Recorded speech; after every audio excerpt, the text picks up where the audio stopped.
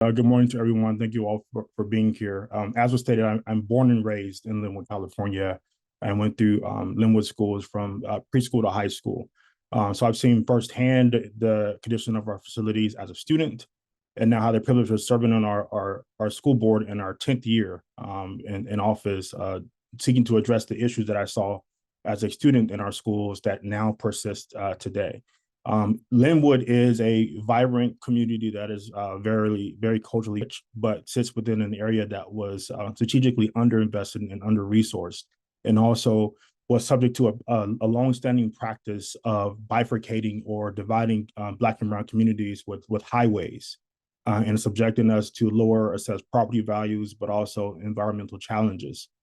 So with this in mind, as we are here in Black History Month, seeking to sort of address some of the longstanding inequitable issues we see around policies across the nation and in the state, school facilities funding is top of mind for me. Also, as a person who has studied land use, redlining, and the Federal Highway Administration's placement of freeways, this issue could not be more important to me.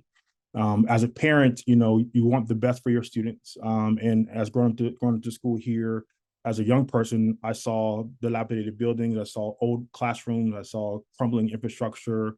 We were hit heavily with flooding and electrical issues. And I first ran for the board to address the issues that I saw as a student.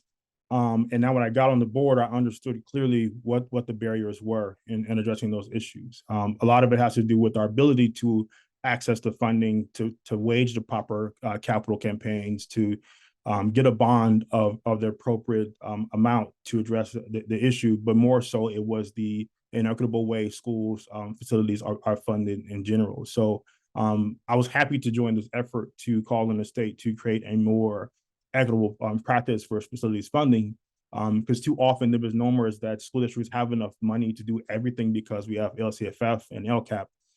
But that is far from the truth, especially in communities like Lynwood, where we are trying to do things that just keep the lights on, for lack of better terms. When we would love to build, as I mentioned earlier, a pool or a performing arts center or a STEM lab, but having to address schools that are built in the 1920s or 1920s infrastructure has been what we've been relegated to, and it has a great deal to do with the need to address the systemic racism that we experience with redlining in the Federal Highway Administration. So as a parent, as a former student, and as a board member, it is our clarion call to get this right, to inject some equity and justice. Our model in Lynwood is equity, access, justice, right? And we have not solved the equity, access, and justice with respect to our facilities needs because of our inability to do so. Not because we don't care, not because we don't work hard, not because we don't fight each and every day for our young people, but we are up against policies